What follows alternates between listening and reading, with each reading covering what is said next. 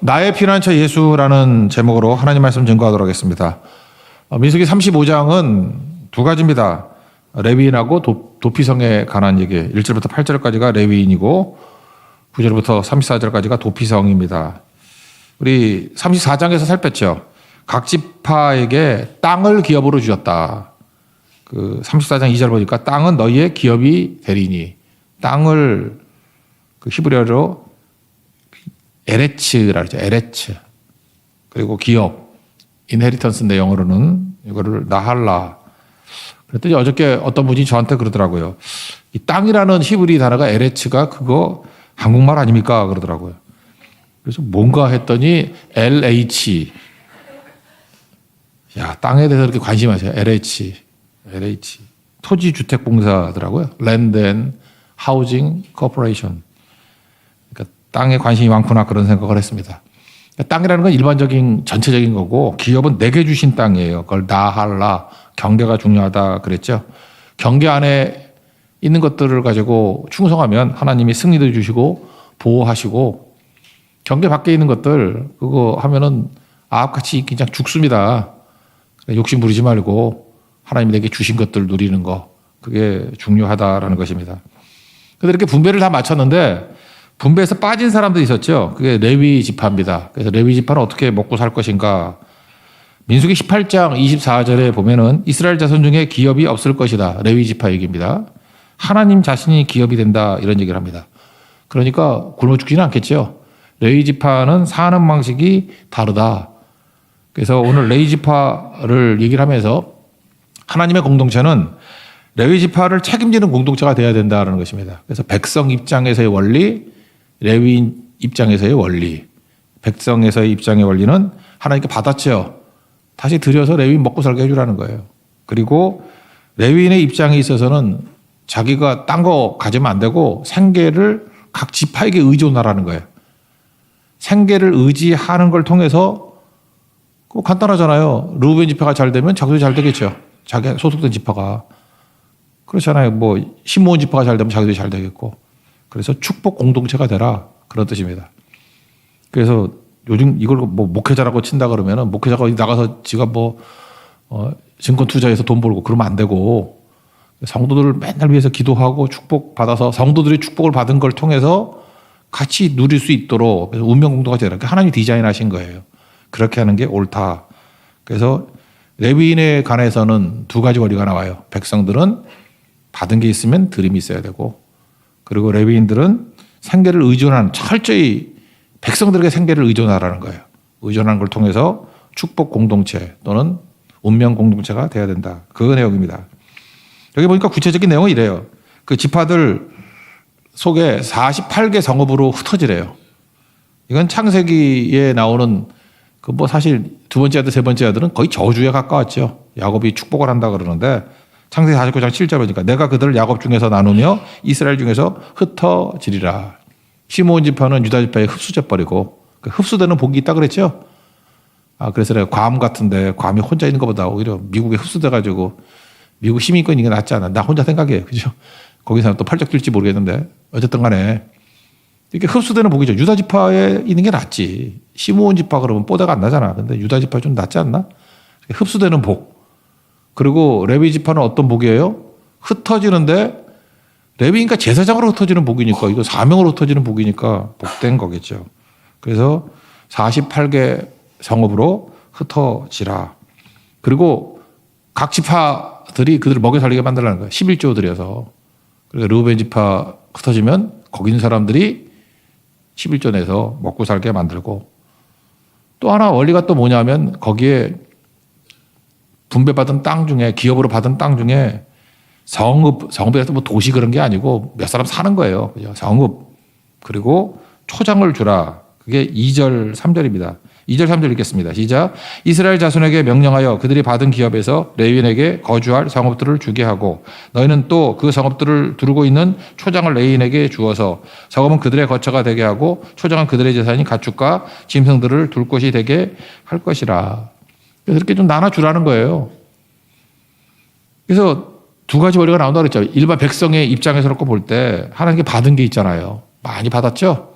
공짜로 받았죠. 은혜로 받았죠. 이제 드림이 있어야 된다는 것입니다. 그래서 우리도 마찬가지예요. 하나님께 은혜 받은 게 많잖아요. 그럼 반드시 드림을 생각해야 된다는 것입니다. 이게 끊겨버리면은 축복도 끊긴다는 거예요. 그러니까 이스라엘 백성들에게 주는 귀중한 메시지라는 것입니다. 그럼 성읍을 주는데, 초장을 주는데 얼마큼 주느냐? 그 지파들이 있는데 센터에 있는 거예요, 성읍이 거의. 그러니까 언약궤 있듯이 센터에 있고, 거기에서 동서남북으로 2,000규빗을 초장으로 주라는 거예요. 성읍이라는 거 그들 사는 집 중심으로 2,000규빗, 동서남북으로. 규빗이 뭐라 그랬습니까? 손끝에서부터 팔꿈치까지. 사람마다 틀리겠지만 그냥 45cm를 여깁니다. 그러니까 1,000규빗이 그러면 450m고 2,000규빗 그러니까 900m죠. 900m라는 얘기가 5절에 나옵니다. 성을 중앙에 두고 성밖 동쪽으로 2,000규빗, 남쪽으로 2,000규빗, 서쪽으로 2,000규빗, 북쪽으로 2,000규빗을 측량할지니 이는 그들의 성읍에 드리며 이렇게 나오죠. 그래서 레위인들이 살 때 2,000규빗, 900m 안에서 뭐 양도 있고 소도 있고 뭐 제사도 드리고 그래야 될 거 아니에요. 안식일 때. 그러니까 900m까지는 안식일에도 움직일 수 있는 거리예요. 그래서 그런 거 있죠. 안식일에 가기에 알맞은 거리. 사도행전 1장 12절 보니까 감람원이라는 산에서 예루살렘으로 돌아오니 이 산은 감람산이에요. 예루살렘에서 가까워 안식일에 가기 알맞은 길이라. 그러니까 이걸 통해서 알 수 있는 게 뭐예요? 감람산에서부터 예루살렘까지는 900m가 안 됐다 그 얘기죠. 안식일에 가기에 알맞는 길이라. 이해가 되시죠? 그 안식일에 가기에 알맞는 길이 우리로서는 900m지만 성경에 표현하면 얼마죠? 2,000규빗. 그렇게 생각을 했다는 거예요. 구약 사람들. 예수님 당시에도 이렇게 얘기를 하는 거죠. 그래서 이걸 받은 땅이 있는데 또 땅도 이렇게 주라는 거예요. 그들 살 수 있도록. 그죠? 그 정도로 주라. 근데 이게 엄청나게 많은 양이냐? 안 그래요. 어떤 분이 신학자가 또 이걸 또 계산을 했어. 저는 계산 못 하겠어. 이걸 딱 계산해가지고 받은 땅 하라고 하니까 좀 조금 받은 지파는 좀 양이 크겠죠. 대신에 많이 잡은 지파는 적은데 평균을 보니까 0.1%. 받은 땅의 0.1%를 레위인들에 의해서 준 거예요. 아무것도 아니죠. 그러니까 무슨 얘기입니까? 하나님은 항상 이렇게 하는 거예요.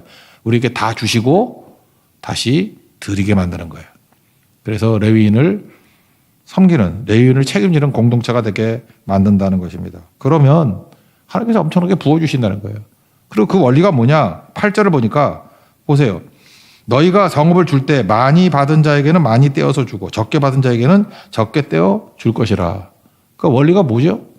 그 11조나 이렇게 드림의 원리들을 보면은 액수가 아니라 비율이죠.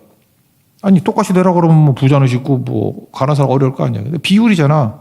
비율이니까 얼마나 쉬워요. 11조 그러면 10% 아니야. 비율 아니야 비율. 어떤 분이 저한테 그런 얘기를 하는 게 있다. 요즘에 되게 힘들대. 왜 힘드냐 그랬더니 11조가 너무 많아서 힘들대. 11조 드리는 게 겁이 난대. 겁이 난대. 우리 큰딸 얘기예요. 하여튼 겁이 난대. 그다음부터 우리 큰딸 얘기 아니에요. 예. 300만 원 받을 때 11조는 30만 원이잖아요. 근데 3천만 원 벌 때 11조는 300만 원이잖아요. 겁이 난대. 그래서 그런 걸 기도해 준다 그랬어요. 힘들지 않도록. 그랬더니 이거 무슨 소리냐고.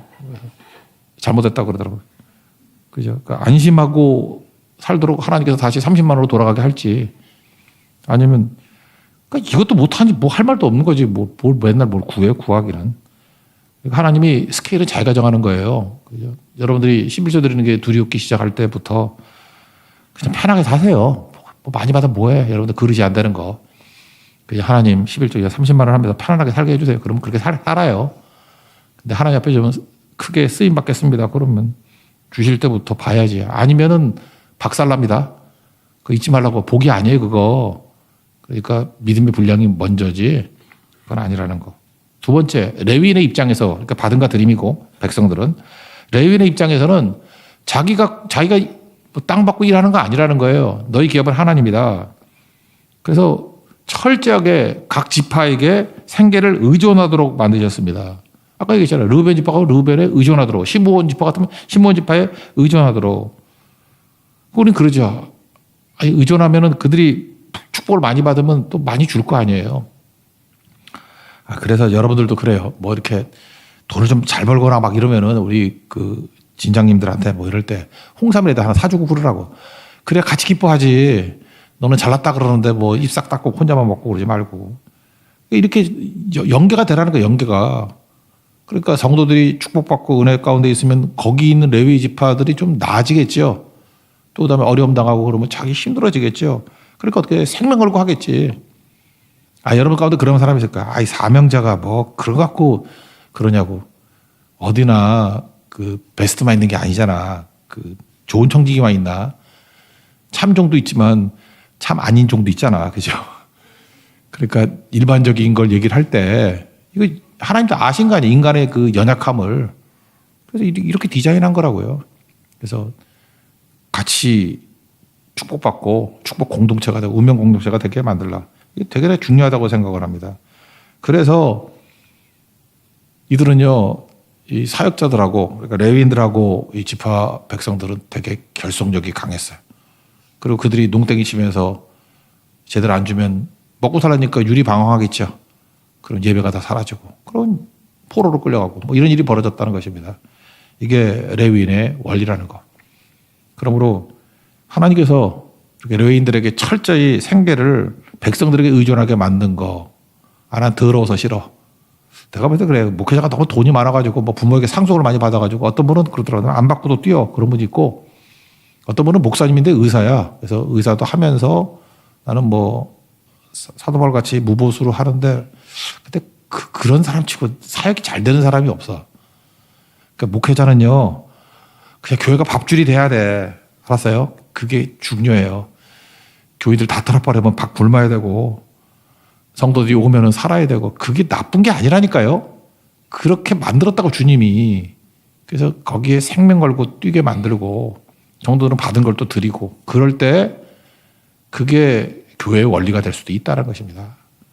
하나님 앞에서 우리 성도들은 받은가 드림의 원리. 이게 축복의 능력이에요. 그죠? 그리고 어떤 분야이든 사역을 맡은 분들은 하여튼 우리 뭐 평신도 성도들 평신도 지도자들도 마찬가지 아니에요. 계속 기도하고 돌보고 하다 보면 그들이 잘 되는 걸 통해서 하나님께서 이렇게 축복 공동체가 되게 만들어다. 같이 잘 돼요, 같이. 이게 교회의 원리다. 그래서 레위인의 메시지를 통해서 하나님께서는 레위인을 책임지는 공동체로 만들어 주셨다. 거기에 풍성한 유익이 있다는 것입니다. 그래서 이런 유익을 누릴 수 있는 믿음의 정대기를 축원합니다. 그 다음에 도피성인데 도피성에는 세 가지를 살피겠어요. 첫째는 땅을 더럽히지 말라. 첫 번째 메시지고 두 번째는 도피성이 교회거든요. 도피성은 교회다. 또 세 번째 도피성은 예수님이거든요. 이 세 가지 내용이 여기 담겨 있는 것 같아요.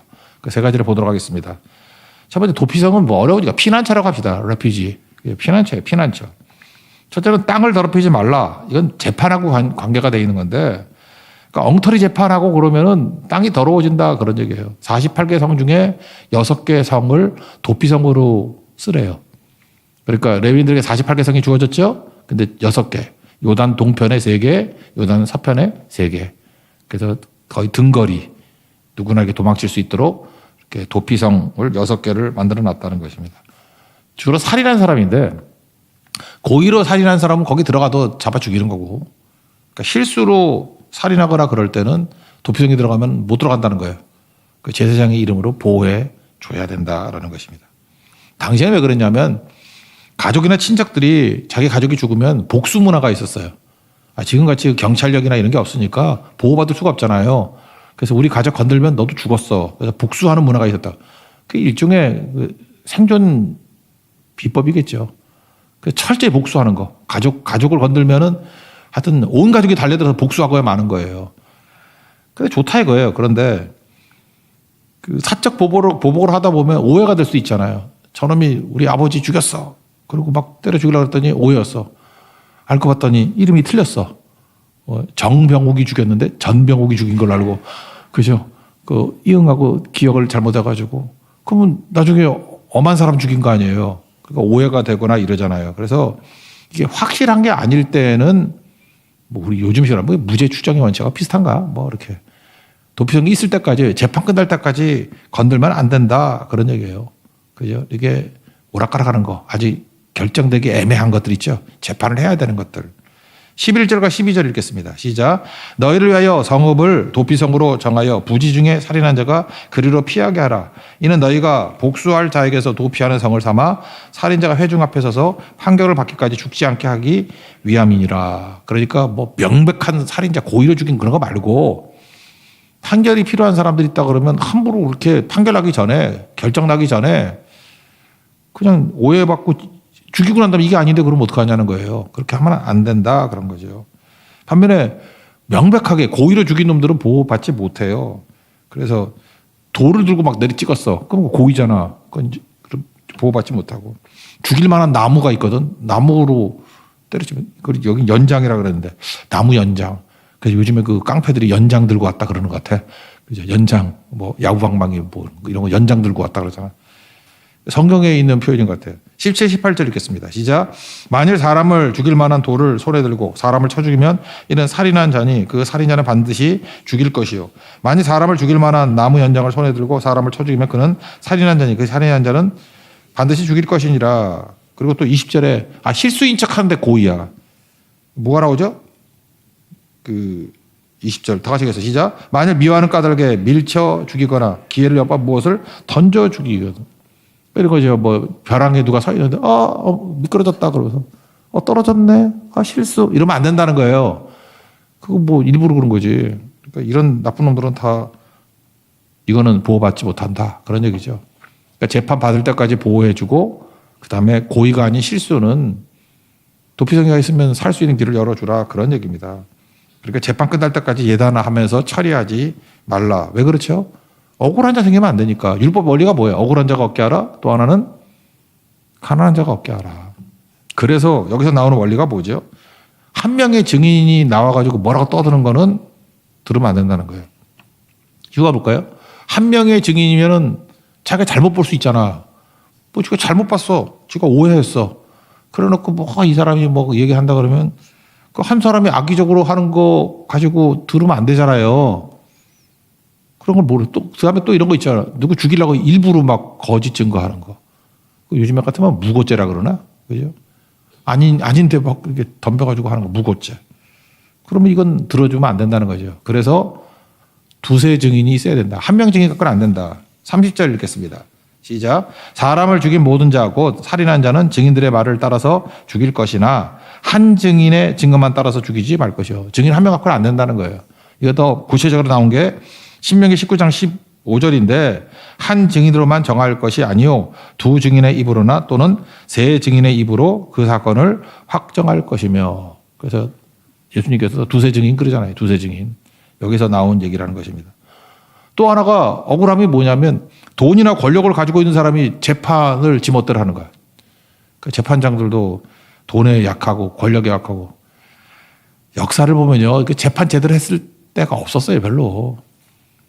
여기도 지금 변호사님도 계시고 하는데 우리나라 법이 그렇게 공정하던가? 그러지 않아요. 그죠? 엉터리 되게 많아. 그리고 오심도 진짜 많을 것 같은데. 그래서 31절에 뭐라 하나요? 31절 시작. 고의로 살인죄를 범한 살인자는 생명의 속전을 받지 말고 반드시 죽일 것이며. 무슨 얘기예요? 우리나라에 그런 말 있잖아요. 유전무죄, 유전무죄. 그죠? 무전유죄, 유전무죄. 그런 건가요? 돈 없으면 죄가 되고. 그런 거죠. 여기 보세요. 돈 있는이나 권력 있는 사람들이 이거 갖고 막 재판을 좌지우지해버려. 막 지멋대로. 그럼 얼마나 억울하겠어요. 나는 목회하면서 그런 거 봤어요.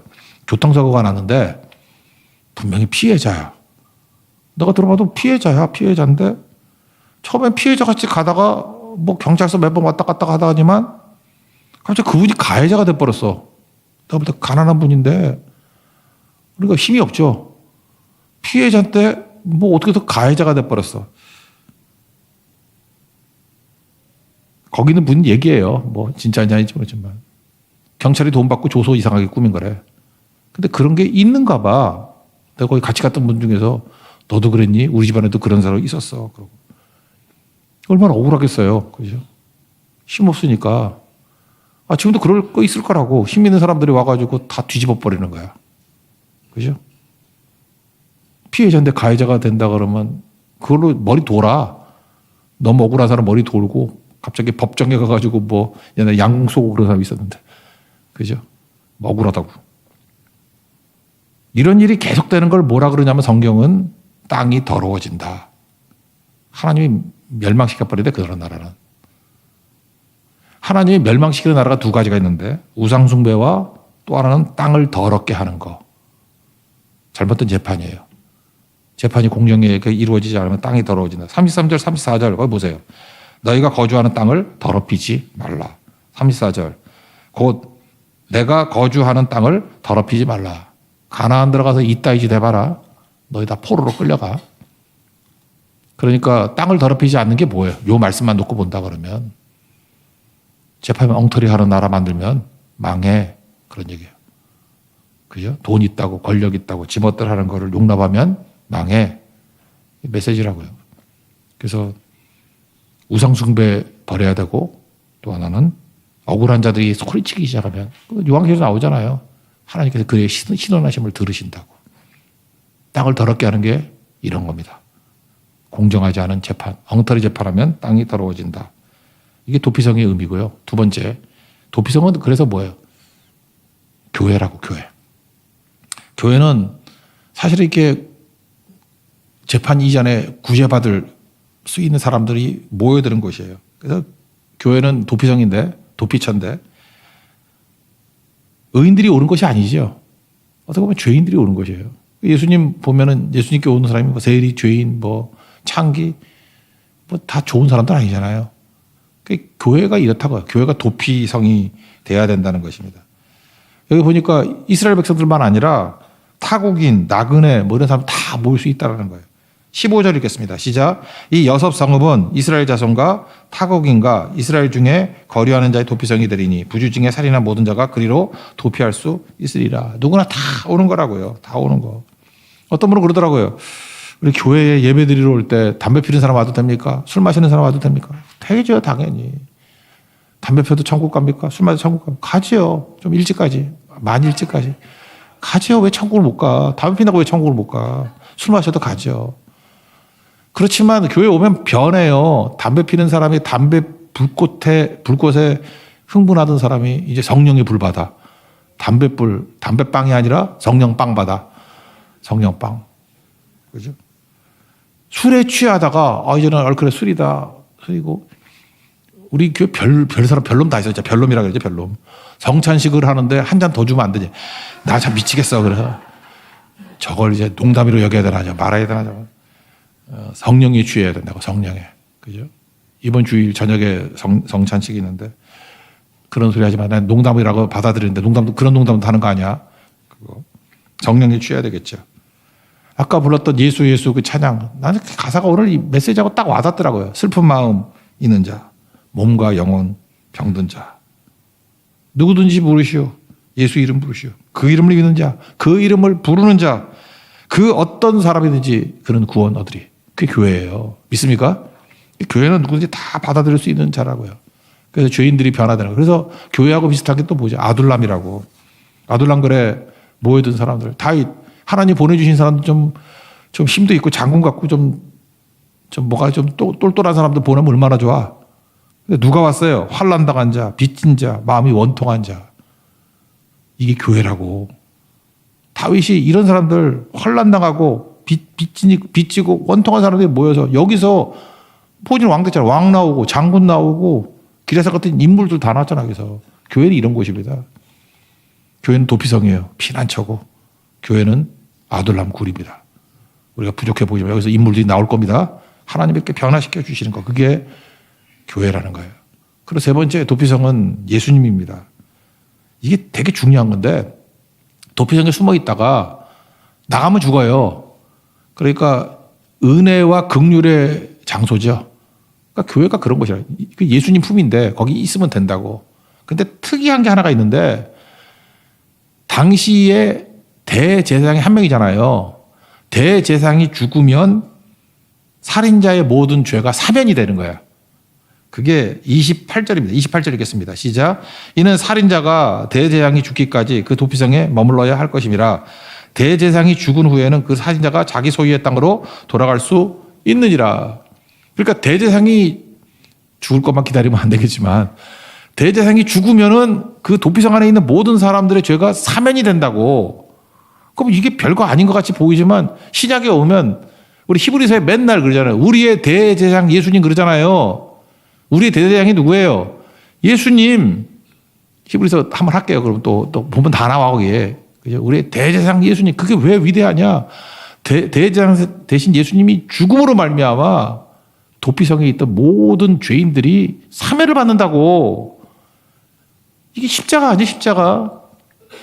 오늘이 그 금요일, 성금요일 아니에요. 예수 십자가 달리시는 날. 그죠? 오늘 같은 날 철학에도 안 나오면 1년에 딱 한 번 나오다 오늘 같은 날 나오는 거예요.